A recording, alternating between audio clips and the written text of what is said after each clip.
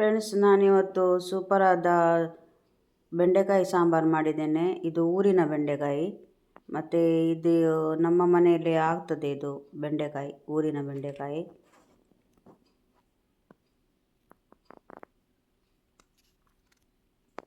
Hi friends, ಹೇಗಿದ್ದೀರಾ ಎಲ್ಲರೂ? ಇವತ್ತು ನಾನು ಊರಿನ ಬೆಂಡೆಕಾಯಿಯಿಂದ ಸೂಪರಾದ ಸಾಂಬಾರು ಮಾಡ್ತಾ ಇದ್ದೇನೆ. ಇಲ್ಲಿ ನಾನು ಬೆಂಡೆಕಾಯಿ ತಗೊಂಡಿದ್ದೇನೆ, ಒಂದು kg. ಇದನ್ನೀಗ ಕಟ್ ಮಾಡುವ. ಸ್ವಲ್ಪ ದೊಡ್ಡ ಸೈಜಲ್ಲಿ ಕಟ್ ಮಾಡಬೇಕು. ನೋಡಿ, ವಾರೆಯಾಗಿ ಕಟ್ ಮಾಡ್ತಾ ಇದ್ದೇನೆ.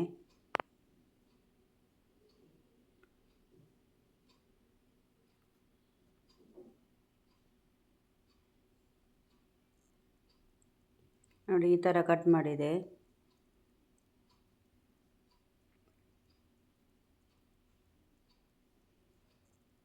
ಇದೇ ಥರ ಎಲ್ಲವನ್ನು ಕಟ್ ಮಾಡಿದರೆ ಆಯಿತು.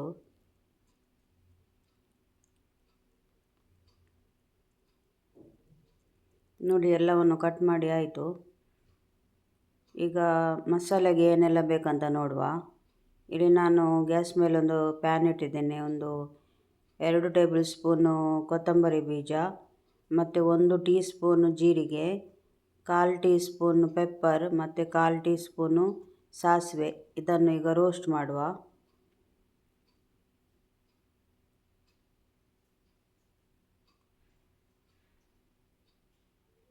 ಇದೀಗ ರೋಸ್ಟ್ ಆಯಿತು. ಮಿಕ್ಸಿ ಜಾರಿಗೆ ಹಾಕ್ತೇನೆ.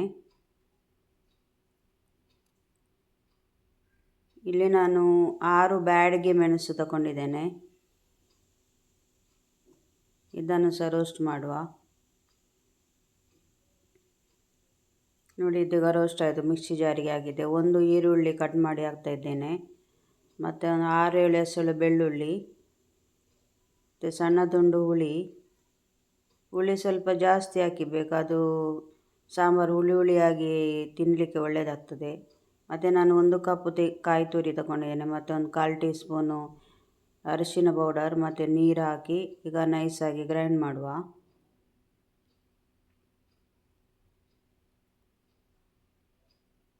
ನೋಡಿ, ಗ್ರೈಂಡ್ ಆಯಿತು. ಈಗ ಗ್ಯಾಸ್ ಮೇಲೆ ಒಂದು ಪಾತ್ರೆ ಇಟ್ಟಿದ್ದೇನೆ. ಅದಕ್ಕೆ 2 ಟೇಬಲ್ ಸ್ಪೂನ್ ಆಗುವಷ್ಟು ತೆಂಗಿನೆಣ್ಣೆ ಹಾಕಿದ್ದೇನೆ, ಮತ್ತು ಒಂದು ಅರ್ಧ ಟೀ ಸ್ಪೂನು ಸಾಸಿವೆ, ಮತ್ತು ಸ್ವಲ್ಪ ಕರಿಬೇವು,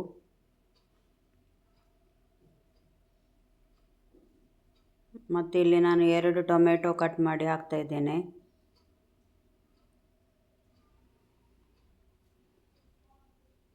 ಟೊಮೆಟೊ ಸ್ವಲ್ಪ ಸಾಫ್ಟ್ ಆಗಲಿ.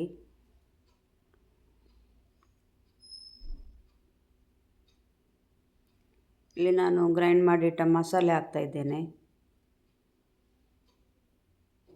ಇದನ್ನು ಸ್ವಲ್ಪ ಎಣ್ಣೆಯಲ್ಲಿ ಫ್ರೈ ಮಾಡುವ.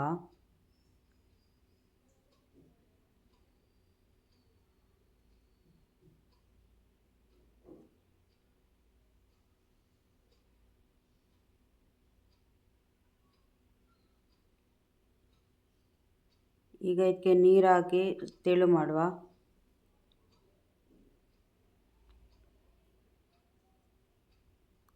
ದಪ್ಪ ಉಂಟು, ಇನ್ನು ಸ್ವಲ್ಪ ನೀರು ಹಾಕಬೇಕು.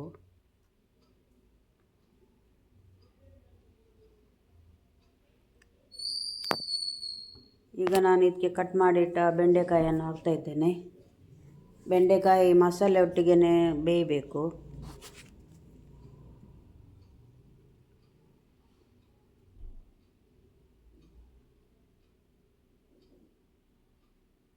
ಈಗ ನಾನು ಇದಕ್ಕೆ ರುಚಿಗೆ ತಕ್ಕಷ್ಟು ಉಪ್ಪು ಹಾಕ್ತಾ ಇದ್ದೇನೆ.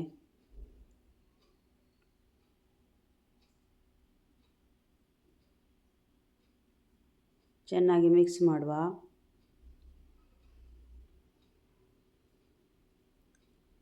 ಈಗ ಇದಕ್ಕೆ ಮುಚ್ಚಳವನ್ನು ಮುಚ್ಚಿ 10 ನಿಮಿಷ ಬೆಂಡೆಕಾಯನ್ನು ಬೇಯಿಸುವ.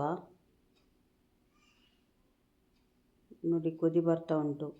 ಸ್ವಲ್ಪ ಹೊತ್ತು ಮಿಕ್ಸ್ ಮಾಡಿ, ಇನ್ನು ಸ್ವಲ್ಪ ಬೇಯಬೇಕು. ಇದು ಬೇಯಲಿಲ್ಲ.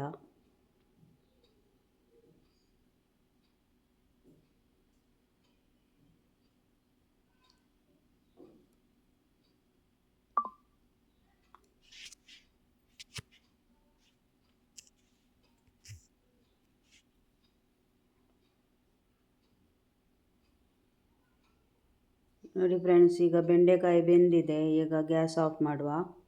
ನೋಡಿ ಫ್ರೆಂಡ್ಸ್, ಬೆಂಡೆಕಾಯಿ ಸಾಂಬಾರು ರೆಡಿ ಆಯಿತು. Thanks for watching. ಬಾಯ್.